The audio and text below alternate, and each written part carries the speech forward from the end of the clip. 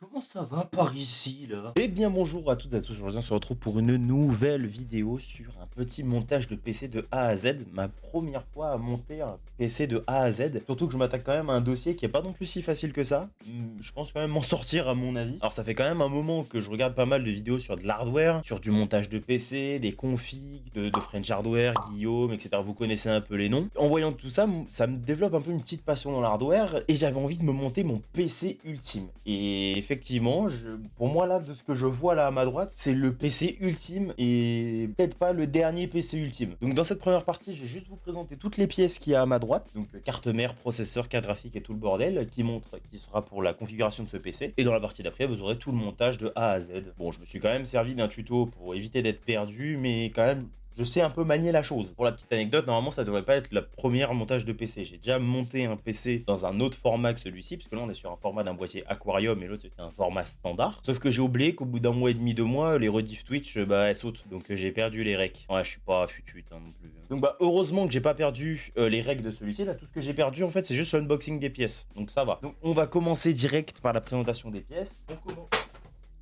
J'ai fait tomber le processeur. On commence directement par le processeur. Et quoi de mieux comme processeur que de prendre le meilleur processeur le plus performant pour le gaming actuellement, le Ryzen 7 9800X 3D. Je l'ai directement acheté à sa sortie. Parce que maintenant, c'est quand même assez compliqué à trouver, ou alors il a des prix exorbitants. J'ai eu la chance de l'acheter sur Top Achat à, je crois, 570 €, quelque chose du genre. C'est quand même un processeur qui coûte pas mal, mais c'est un processeur qui est aussi ultra performant. Donc voilà, on est sur le dernier processeur avec la mémoire 3D V-Cache de sortie. Donc ce processeur-là, il va être monté sur une carte mère, donc la Rockstrix X670E-F Gaming Wi-Fi. Donc du coup, j'ai pas voulu prendre du B650 pour un 9800X 3D. Je me suis dit, le processeur, il est quand même nouveau. C'est un processeur qui consomme pas mal et qui chauffe pas mal. Il prend beaucoup de ressources. Et je me dis, mettre ça sur une carte mère, entre guillemets, sur un socket entrée de gamme. Pour ça, moi, je dis le B650, c'est plus si vous avez un 7800X 3D. Un 9800X 3D, vaut mieux aller sur une 670E. Je voulais quand même partir sur une carte mère qui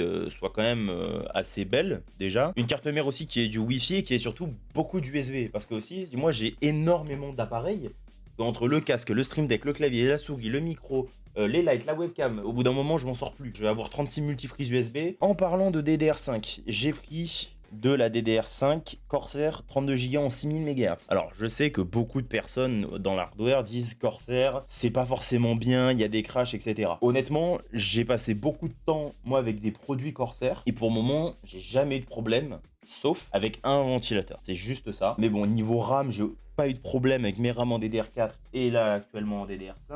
Sur le water cooling, j'ai pas eu de problème sauf avec le ventilateur. Grosso modo, le ventilateur du milieu du water cooling, en fait, le roulement dans le moteur ou alors justement le moteur tout court a complètement claqué. C'est-à-dire que bah, il commençait à faire beaucoup de bruit et en fait, il tournait quasi plus. Genre, en fait, j'avais des messages déjà quand je démarrais mon PC des fois en disant qu'il y avait un problème avec un CPU fan. Je me dis bah c'est bizarre et en fait il a complètement claqué. Donc j'ai contacté le support Corsair qui m'ont dit pas de souci, juste vous renvoyez le ventilateur, on vous en renvoie un nouveau. Au niveau des frais, on s'en charge. Voilà, donc tout est pris en charge, ça, il n'y a pas de souci. Ils ont été très réactifs. Pour accompagner ce processeur, j'ai voulu quand même garder une architecture Corsair, parce que moi j'aime bien Corsair quand même, faut pas déconner. J'ai pris le iQ-Link H156 LCD en water cooling. Donc en plus de ça, je sais que ce water cooling, pendant un moment, il est tourné aux alentours des 400 €. Combien? Alors quand j'ai vu ça, j'ai pété mon crâne. Pour moi, j'allais prendre un water cooling classique avec une pompe simple, sans écran. Puis au final, il est redescendu à 230 €. Donc franchement, il était vraiment plus trop cher pour le prix qu'il avait de base. Donc avec la pompe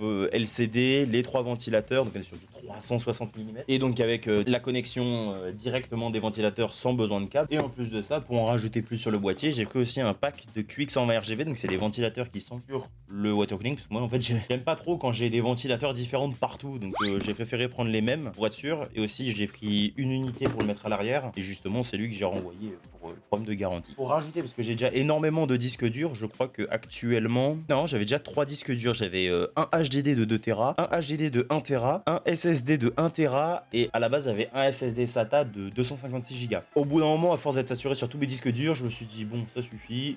Hop, je sors le 2 Tera Samsung. Donc c'est le 990 Evo, je crois que c'est un des tout derniers qui est sorti, qui est vraiment sympa. Donc 5000 en lecture. Donc normalement il est fait, j'avais fait un Crystal 10 Mark pour être sûr. Et il est fait, il n'y a pas de souci. Je l'ai mis bien sur un port PCIe 4 parce que ça prend le PCIe 4. Pour le moment, aucun problème. Pour alimenter tous ces composants-là, j'ai pris la MSI MPG A850G en PCIe 5, parce que j'ai une carte graphique en RTX 4000, donc il me fallait bien un port PCIe 5 pour être sûr d'avoir la bonne alimentation. Et là, du coup, je me suis pris quand même une bonne alimentation en 80 plus gold en plus de ça, donc franchement, c'est nickel. Elle reste vraiment efficace. On a un bouton à l'arrière pour soit couper le ventilo, pour le démarrer justement si l'alimentation a besoin de bien consommer. Et du 850 watts, c'est vraiment, ça suffisait largement pour ma config, il n'y avait pas besoin de prendre plus. Pour finir, entre guillemets, parce qu'après il restera le boîtier, mais pour finir, grosso modo, la pièce maîtresse, la carte graphique, la RTX 4070 Ti Super, du coup modèle Rockstrix, pour moi un super beau modèle. Franchement celui-ci, moi je le préfère en tout cas pour le moment au modèle des 5000, les ROG Astral. ROG Astral, je les trouve vraiment trop mastoc. Genre vraiment, déjà que là celle-là je la trouvais quand même assez mastoc. Alors putain, les ROG Astral c'est des parpaings, genre tu construis des maisons avec ça, tu fais pas tourner des jeux. Franchement ça reste vraiment une bonne carte, une très bonne carte graphique, hein. Et là on est quand même sur 16 Go de VRAM en GDDR6X. Il y a le DLSS 3, le ray tracing, toutes les technologies Nvidia qu'on peut avoir. Franchement la boîte aussi elle est très stylée, hein. Et du coup pour finir tout ça, je voulais quand même un beau boîtier aquarium, parce que même si boîtier avec ventilateur en façade et tout, je voulais quand même vraiment admirer pleinement mon PC et du coup prendre un boîtier aquarium. Et honnêtement, je suis tombé amoureux du 6500 de Corsair. Franchement, le 6500, je le trouve magnifique. Avec la petite porte vitrée, franchement. Il me fallait trop une config là-dedans. Vraiment, ce boîtier, je l'ai trouvé excellent. Du coup, voilà, c'est ce qui fait toute la config. Et maintenant, on va passer directement au montage du PC. C'est parti. Avec le Wi-Fi, je vous conseille du coup de prendre l'antenne ici. Hop. Et dans le fond de la boîte, généralement, on prend des câbles SATA. Donc ça, je conseille de le prendre si vous avez des disques durs ou des SSD en 2,5 pouces. Et le plus important, c'est... J'ai un porte-clés. J'ai combien d'autocollants? J'en ai 3 milliards. J'ai 1 million d'autocollants. Si on met dans le mauvais sens, on peut soit casser sa carte mère, soit casser son processeur. Donc là, c'est vraiment le point le plus important. Alors c'est très simple. Là, j'ai ouvert le socket. Là, c'est délicat.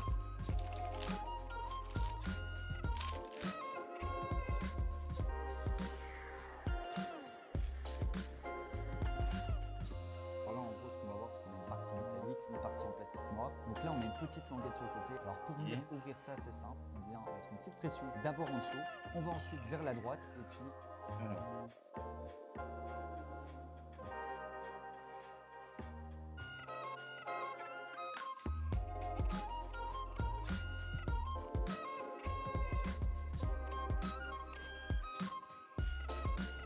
Et là vous voyez on met de la pression, alors là ça fait peur à tout le monde mais vous pouvez y aller.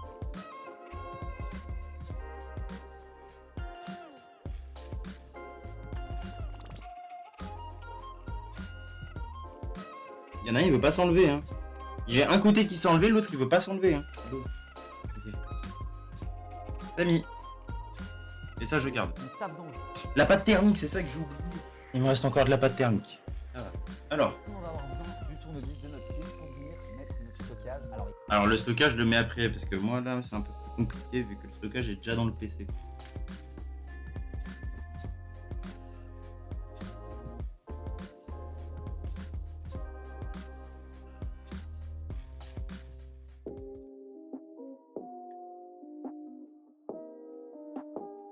On va commencer par déverrouiller les petites encoches ici pour venir mettre la RAM. À savoir que ici sur le modèle TUF, on voit qu'on ne peut pas déplier ces encoches, c'est des encoches fixes. Alors petit tips de nouveau, c'est que généralement on a une étiquette sur les barrettes mémoire avec le code barre, etc. C'est vers le processeur. Du côté du processeur, donc à gauche, vous allez... C'est parti, on va monter les barrettes de RAM. Alors le plastique aussi. Attendez, il y a du plastique.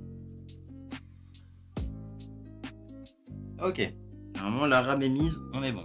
Vraiment sur cette carte mère, il y a je sais pas combien d'étages d'alimentation, c'est une folie. Là, vraiment une chose de faire, c'est de mettre le radiateur en bas, surtout si la pompe est ici dans votre auto. Et dans le cas où vous mettez le radiateur dans le haut du boîtier, c'est très bien parce qu'en fait, il n'y a aucun risque. Même si votre pompe se trouve au milieu du radiateur, eh bien c'est pas grave parce qu'elle est au même niveau que le reste et donc l'air ne viendra se mettre pas spécialement au milieu de la pompe, mais un peu partout, donc il n'y a aucun risque. C'est pour ça qu'en général, vous essayez de mettre le radiateur au-dessus de votre pompe. Il faut que le ventilateur souffle à travers le radiateur pour que ça ressorte. Et donc on va mettre la partie avant, donc avec le logo, ici sur nos water coolers.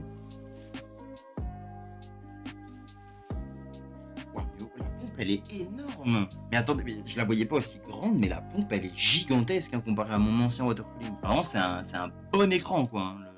ventilo, les petits connecteurs. Comment ça, il y a une connexion USB-C? Là, je vais péter mon crâne. Je recharge ton téléphone sur le water cooling. La Sartec. Aïe! Les câbles.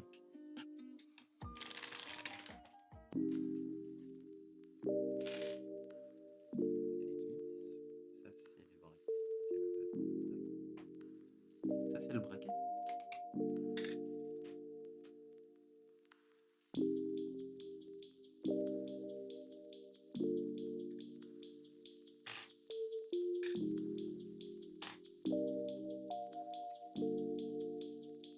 Et point.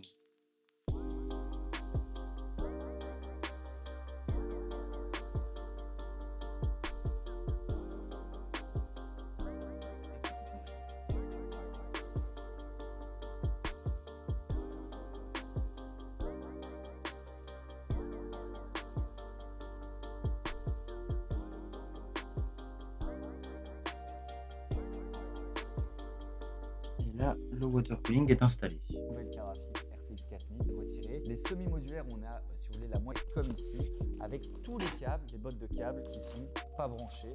Et donc, c'est les câbles qu'on utilise. Le câble que vous allez d'office devoir mettre, montation, de comment savoir où le mettre et surtout dans quel sens le mettre. Parce que vous allez voir qu'il y a des câbles qui se ressemblent des deux côtés.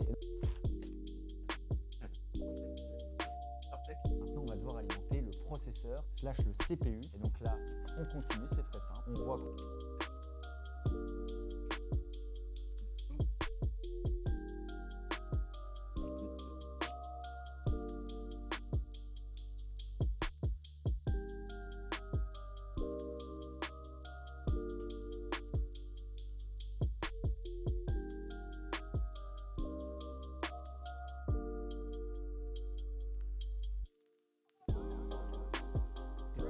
on est bon.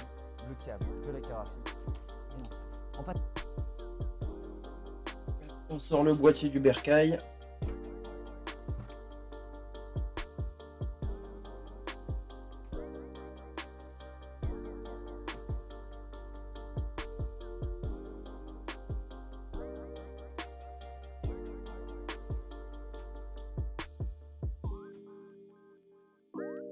Une plaque en mèche, vraiment, c'est pas une plaque opaque, vous avez.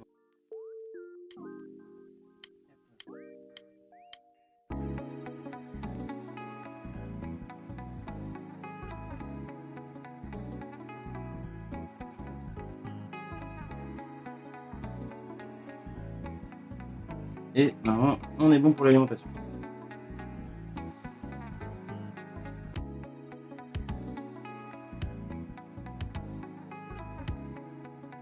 Ils sont déjà les 3 attachés. Ouais.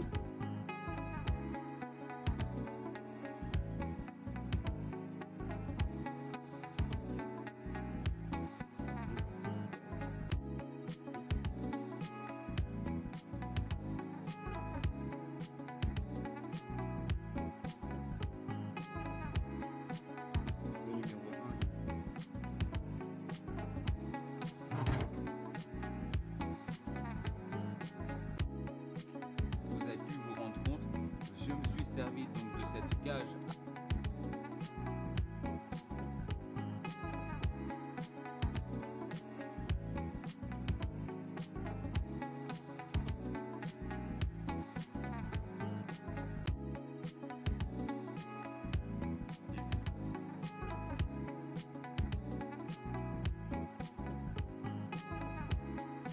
Là, cette carte mère, elle s'alimente quand même vraiment. Bon, vous l'avez vu, elle s'alimente en 2 fois 8 pins. Vraiment, c'est. Il faut l'alimenter, cette carte mère, quoi. C'est pas une petite carte mère.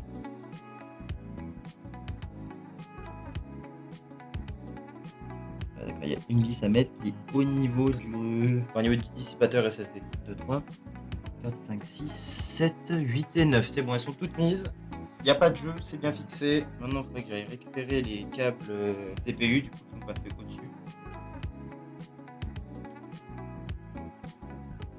Hop.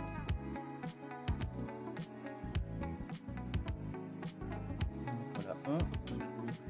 Sans problème. Alors là, vous voyez pas grand-chose sur les deux POV, je suis désolé, mais bon. C'est un peu compliqué, il faut que je fasse passer les deux câbles qui sont là, ici à l'avant. Donc les deux câbles sont mis, c'est bon. Là, vraiment, ce qui me fait plaisir, c'est que vraiment, j'ai de la place pour le cable management. Ça me fait plaisir de fou.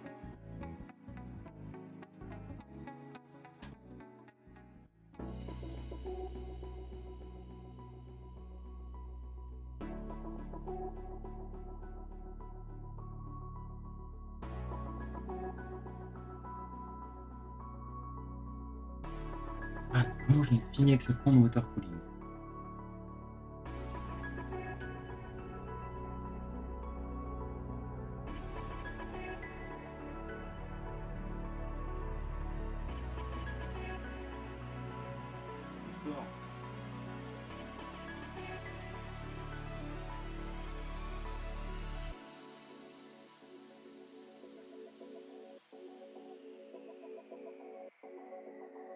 Voilà, c'est vrai que d'un coup, ça paraît plus logique.